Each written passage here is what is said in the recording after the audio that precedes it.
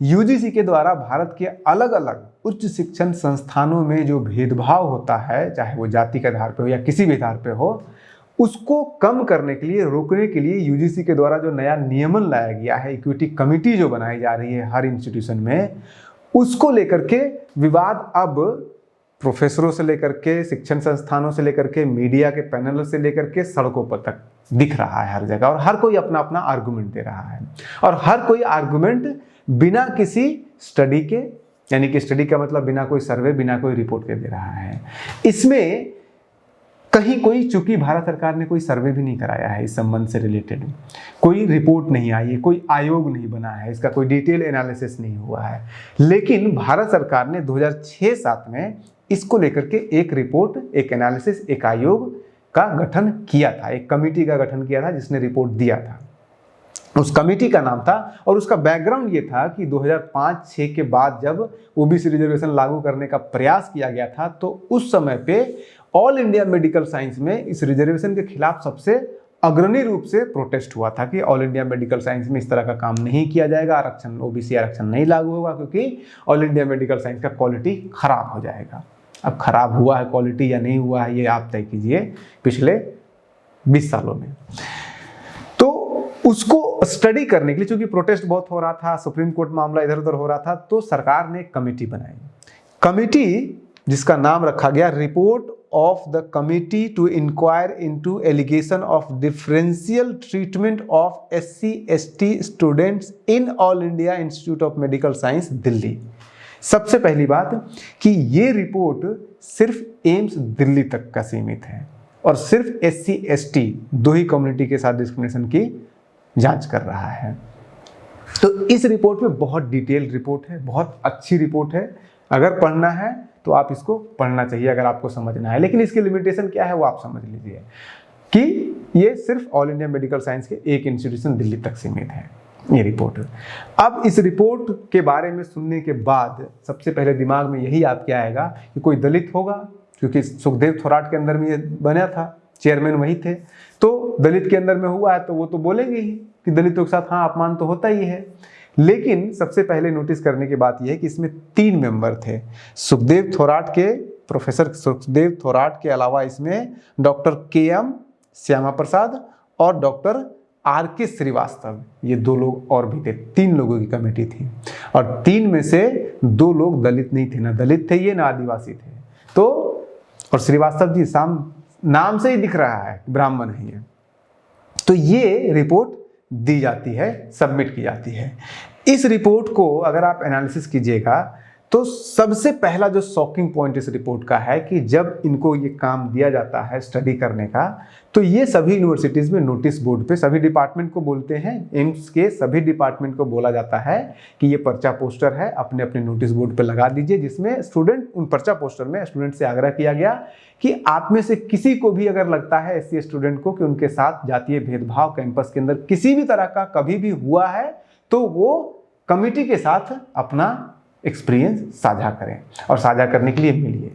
लेकिन जब ये दे दिया गया डिपार्टमेंट को और एक्सपेक्ट किया गया कि डिपार्टमेंट ने नोटिस बोर्ड पे लगा दिया होगा, लेकिन रिस्पॉन्स आ नहीं रहा था, तब इस कमेटी के लोग जाकर के कैंपस में विजिट किए तो नोटिस बोर्ड पे कहीं कोई लगा हुआ था ही नहीं। ज़्यादातर उस पर जो नोटिस बोर्ड है उस पर इस तरह का कोई पोस्टर जो इन्होंने भेजा था वो लगा ही नहीं था, किसी तरह का कोई इंस्ट्रक्शन।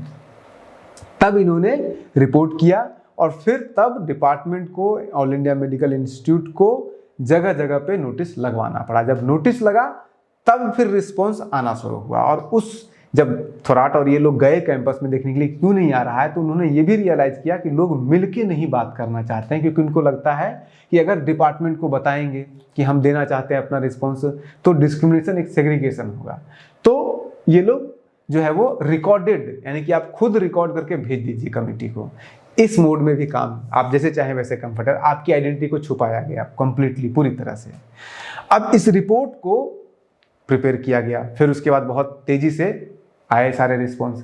इस रिपोर्ट को स्टडी करने में सबसे इंपॉर्टेंट पॉइंट जो दिखा, जो कि उस समय कई मीडिया चैनलों में दिखाया भी गया, कि एम्स में जो हॉस्टल बना हुआ है स्टूडेंट लोगों के लिए, उसमें जो SC और ST स्टूडेंट हैं उनका कंसंट्रेशन 4th और 5th फ्लोर पे सिर्फ है। At that moment, only 29 students from other hostels they moved on to 4 and 5. It clearly indicates that there was a threat. और जब पता किया गया कि ऐसा क्यों है, तो ये पता चला कि अगर कोई SC/ST स्टूडेंट का हॉस्टल रूम किसी जनरल कैटेगरी के हॉस्टल के बगल में या सामने होता था, तो हॉस्टल रूम के बाहर SC स्टूडेंट के हॉस्टल रूम के बाहर उनकी दीवारों पे, उनके दरवाजों पे अभद्र भद्र बातें लिख दी जाती थी। तो आपके कमरे के सामने कुछ भी लिख दिया जाता है, जैसे कि आपको पता है क्या था पहले। और ये सब कुछ वहाँ चलता था और उनको इतना परेशान किया जाता था कि अंततः वो अपने आप को शिफ्ट करके 4th या 5th फ्लोर पे चले जाते थे। मेस में ऑल इंडिया मेडिकल साइंस में सरकारी मेस तो है ही, प्राइवेट मेस भी वहाँ पे है। प्राइवेट मेस में इनको नहीं दिया जाता है, SC/ST को वहाँ पे एडमिशन नहीं दिया जाता है। ये सब सारी रिपोर्ट में ये बातें आई वहाँ पे। उस वीडियो में भी कई जगहों पे आया, जब मीडिया वहाँ पे विजिट की तो देखी कि 4th और 5th फ्लोर पे बहुत अभद्र बातें लिखी हुई थी दीवारों पे और दरवाजों के ऊपर भी। और उसके बाद फिर ये मामला बड़ा हुआ, बहुत सारे फिर स्टूडेंट लोगों ने भी बाइट दिया, बहुत चीज़ उसमें चला। अब इसके अलावा और भी बहुत कुछ है इस रिपोर्ट में। आप रिपोर्ट अगर पढ़िएगा तो मैं संक्षेप में 1-2 पॉइंट मैं आपको इसमें से बता देता हूं। उदाहरण के लिए 76% पिछड़े यानी कि SC/ST छात्रों ने ये बोला कि उन्हें निजी मेस में जाने नहीं दिया जाता है। क्यों? जाति के कारण।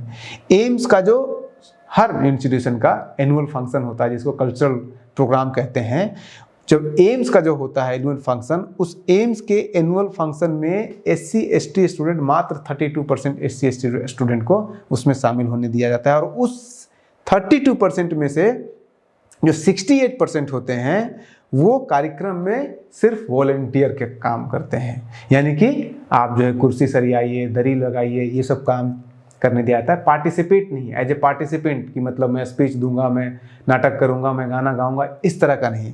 पार्टिसिपेंट जो SC/ST कम्युनिटी के होते थे, 80% सिर्फ वॉलंटियर होते थे और उसमें से मात्र 11% SC/ST दोनों मिलाकर के पार्टिसिपेंट के रूप में सिर्फ 11% वहाँ पे ऐसे प्रोग्राम में शामिल होते थे।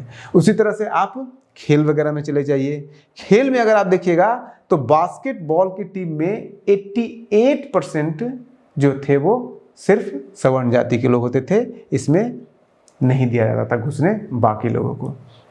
उसी तरह से 84% ने ये क्लेम किया, 84% SC/ST स्टूडेंट ने ये दावा किया कि जब वाइवा होता है या प्रैक्टिकल होता है तो उनके साथ भेदभाव किया जाता है, उनको कम संख्या दिया जाता है। ऐसे बहुत सारे, और पूरा डिटेल में सबका इंटरव्यू इसमें छपा हुआ है, सारा आप खुद जा करके पढ़ सकते हैं। बने रहिए न्यूज़ हंटर के साथ। नमस्कार।